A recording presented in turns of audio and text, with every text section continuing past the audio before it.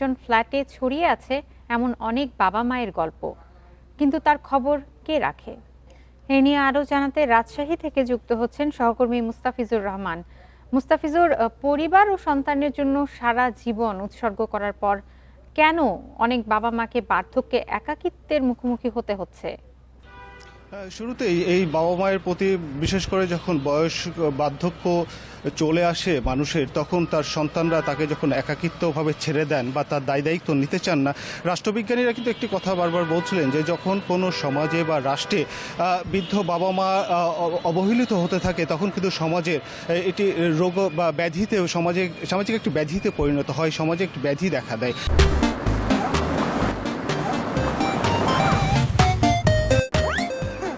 ঠিক আমরা এখন দেখেছি যে যেই বাবা মাগুলো সন্তানদের সর্বোচ্চ শিখর নিয়ে যাওয়ার জন্য তাদের সর্বোচ্চ ত্যাগটুকু স্বীকার করে যান, সেই সন্তানরা যখন সাফল্য চূড়ায় পৌঁছে যান, এই সন্তানরা তখন বাবা মায়ের কথা ভুলে যান। তারা তাদের যে যান্ত্রিক জীবন সেখানে অনেক ব্যস্ত হয়ে পড়েন এবং বাবা মায়ের জন্য অল্প একটু সময় কিন্তু তারা বের করতে পারেন না। বিশেষ করে মনোবিজ্ঞানীরা কিন্তু একটি কথা বারবার বলছিলেন যে বৃদ্ধ বয়সে বা ষাটোর্ধ্ব বয়সের পরে কিন্তু এই সন্তানদের সাপোর্ট দরকার হয়ে থাকে বাবা মায়ের।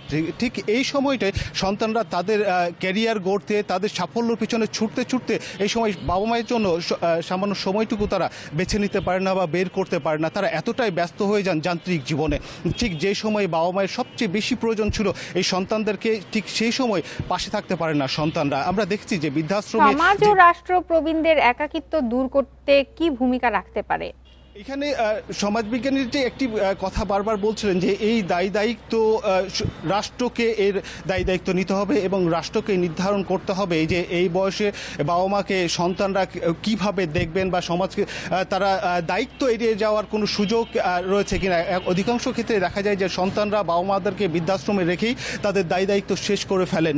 এইটি যেন না হয়ে থাকে, এখান থেকে রাষ্ট্রকে একটি সুস্পষ্ট কাঠামো করতে হবে যেন এই বৃদ্ধ বয়সে বাবা মাকে যেন সন্তানরা ফেলে না যেতে পারে, বা এই যে আইনি বাধ্যবাধকতা সেটি কিন্তু এই বাধ্যবাধকতা একটি রাষ্ট্রকেই নির্মাণ করতে হবে যেন বাবা মারা কোনোভাবেই এই সময়ে এসে, শেষ বয়সে এসে তারা রাষ্ট্রের জন্য হোক পরিবারের জন্য বোঝা স্বরূপ না হয়ে থাকে। শেষ বিদায় বেলায় যেন তারা তাদের আত্মতৃপ্তি নিয়ে তাদের শেষ বেলাটাকে, শেষ বয়সটুকু যেন কেটে যেতে পারে। এই ব্যবস্থাটুকু, এই দায়ভার রাষ্ট্রের এবং এই রাষ্ট্রকে এই বিষয়ে পদক্ষেপ নিতে হবে। এটি কিন্তু রাষ্ট্রবিজ্ঞানীরা বলছেন এবং সমাজবিজ্ঞানীরা বলছেন যে যেভাবে বাবা মারা শেষ বয়সে অবহেলিত হচ্ছে, এটি সামাজিক অবক্ষয়। এখানে যে অবমূল্যায়নটি হচ্ছে, এটি সামাজিক অবমূল্যায়নের যে প্রসঙ্গটি সেটি কিন্তু উঠে আসে। সেই সাথে মানবিকতা যে আস্তে আস্তে যখন সর্বোচ্চ শিখরে উঠছে, তখন মানবিকতা ক্রমেই কিন্তু নিচের দিকে নেমে যাচ্ছে। এই বিষয়টিও কিন্তু গুরুত্ব দেওয়ার কথা বলছে। তো এই ছিল রাজশাহী থেকে সর্বশেষ। রাজশাহী থেকে জানাচ্ছিলেন সহকর্মী মুস্তাফিজুর রহমান।